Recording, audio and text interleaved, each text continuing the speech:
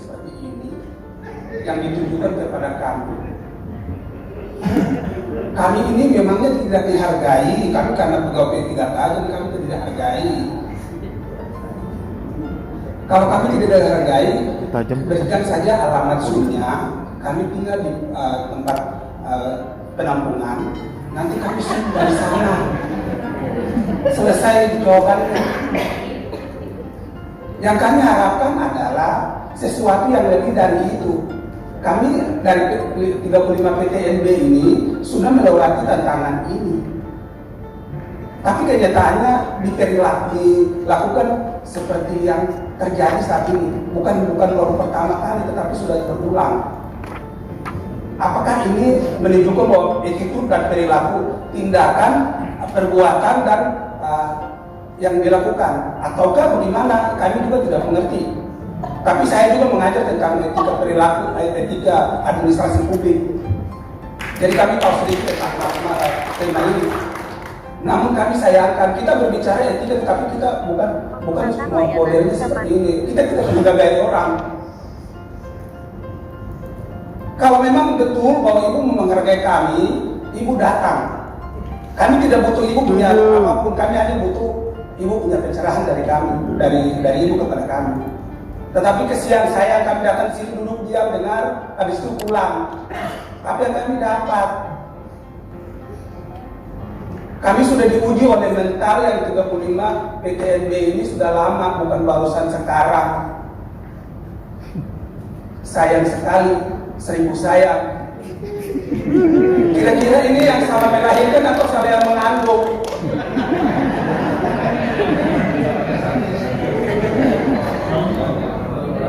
PTNB, 35 PTNB ini siapa yang melahirkan dan siapa yang mengandung? Pemerintah yang melahirkan dan pemerintah yang mengandung. Kok jawab apa perilakunya seperti ini? Kasihan. Kami dari Sabang sampai Merauke, kami datang di Jakarta ini dari pagi sampai sore, malam baru nyampe di Pusdiklat. Bagaimana ibu baru dari kantor datang ke sini berapa jam?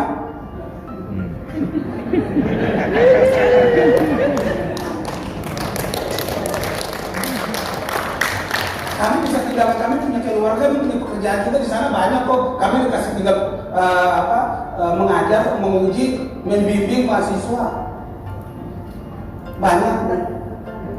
Karena dari kepentingan P3K, kami hadir di sini untuk mengikuti arahan dari kementerian. Tetapi perilaku kementerian terhadap kami tidak sesuai dengan apa yang kami harapkan. Terima kasih. Tangan. Mari Pak Yohanes. Hidup Pak Yohanes. Hidup Pak Yohanes.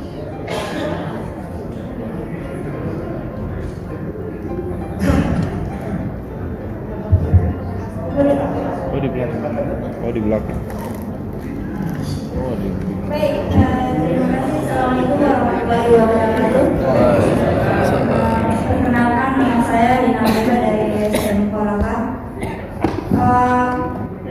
Terima kasih atas kesempatan yang diberikan kepada kami. Luar biasa tema yang dihadirkan siang hari ini adalah etika, kode etik dan etika profesi. Bu Baya ya kalau tidak salah baca namanya di layar Zoom ini. Bisa tidak saya diperlihatkan slide yang kedua kalau bisa. Slide kedua.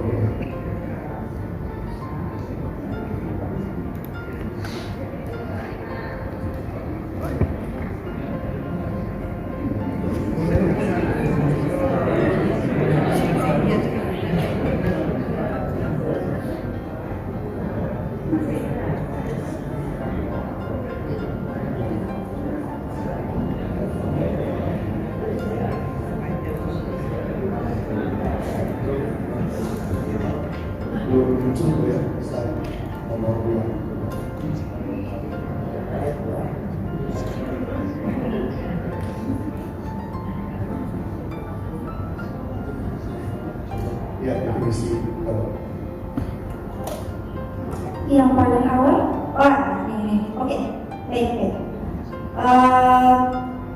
Ya, apa yang pengen saya tanyakan dan mencoba untuk mencari klarifikasi dari SDM, pengen kita sama ya bahwa yang hadir hari ini adalah Budia, tapi kemungkinan besar beliau ada urusan yang lebih penting dari P3K, maka kita ya cuma dihargai ya. Semoga itu untuk P3K juga ya, kita berharap baik bahwa setelah dia menghadiri Zoom ini tapi kemudian tiba-tiba bahwa semua P3K dari 35 PTNB langsung PNS, amin.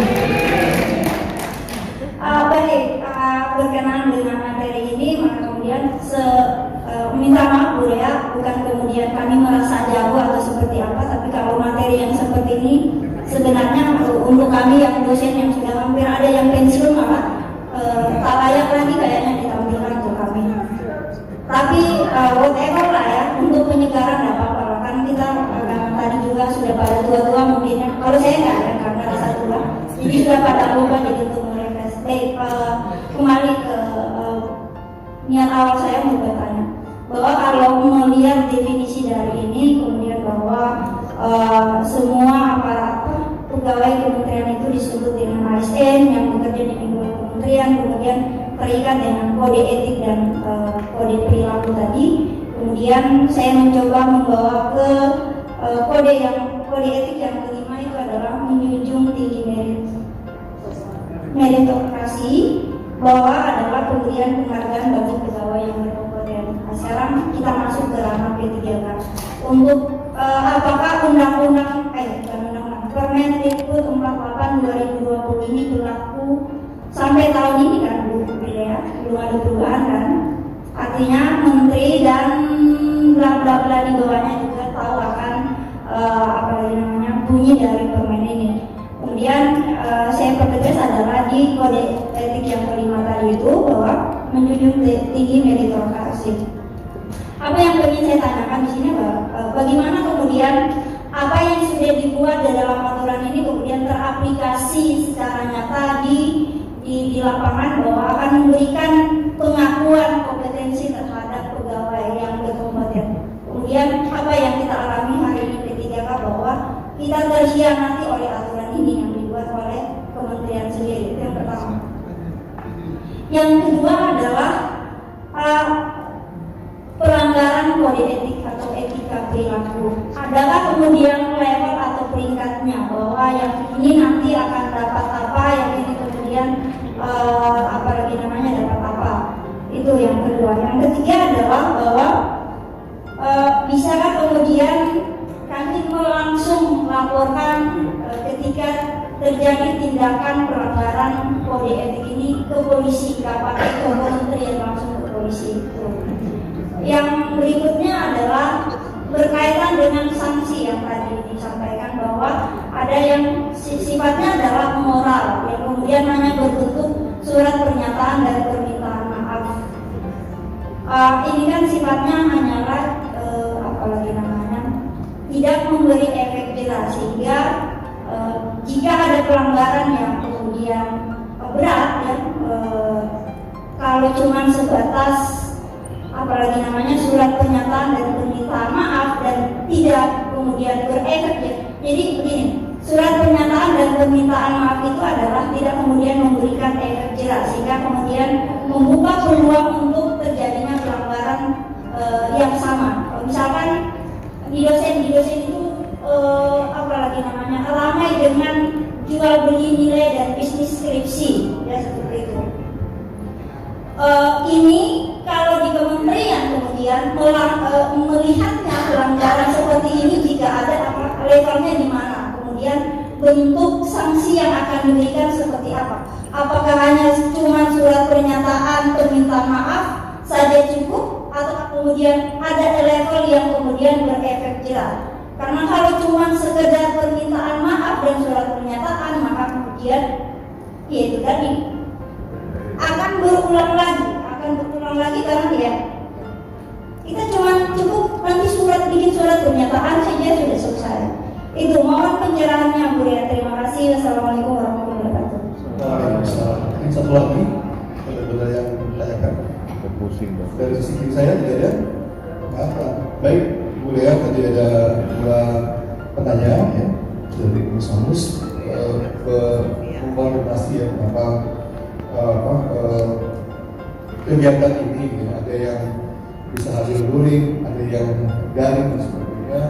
Dan kesempatan dikonfirmasi tadi yang kedua terkait dengan tinggi birokrasi, kemudian apakah kita bisa melaporkan langsung kepada polisi misalkan jika ada penampilan kode etik. Kemudian kami terkait dengan apakah dengan hukuman ya, hukuman tetap itu akan efek jerah.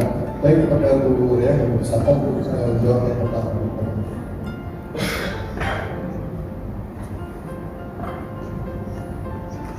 Baik, terima kasih Pak. Yang pertanyaan pertama dari Pak Yohanes dari Universitas Musamus terkait dengan tadi mengapa saya dari Biro SDM itu menghadiri melalui secara daring via Zoom. Seharusnya bisa hadir ke Pusdiklat karena Bapak Ibu juga yang berasal dari berada di luar rata-rata di luar Jakarta itu pun hadir ke Pusdiklat seperti itu. Memang terkait dengan pemberian materi hari ini itu mohon maaf memang saya belum bisa ke sana karena memang terlepas mungkin tadi Bapak Ibu bilang Pak Yohanes bilang bisa meninggalkan keluarga karena memang saya kebetulan ada yang sedang dikerjakan sehingga belum bisa ke Pusdiklat untuk menghadiri undangan ini. Dan memang Pusdiklat ini juga memberikan jalan keluar yaitu dengan melalui Zoom, aplikasi Zoom meeting seperti itu. Jadi mohon maaf jika memang Bapak Ibu belum berkenan untuk menerima materi hari ini melalui secara daring melalui Zoom hari ini.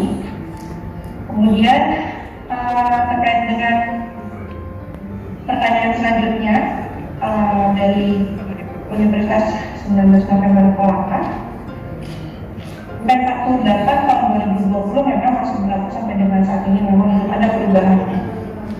Ini masih terkait dengan catatan tahun 2020. Dan kemudian terkait dengan pengaplikasian Permen 48 tahun 2020, memang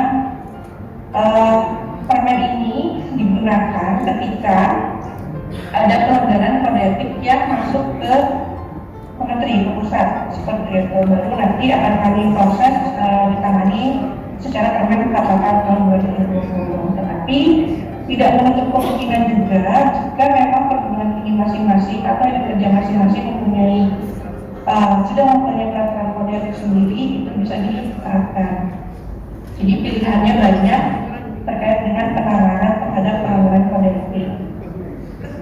Kemudian pertanyaan selanjutnya terkait dengan pelanggaran kode etik, terkait dengan sanksi yang didapat itu bagaimana levelnya seperti itu.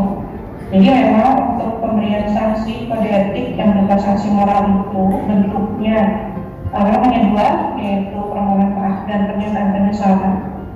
Itu dan juga kata bentuknya itu tergantung dari pertimbangan majelis etik.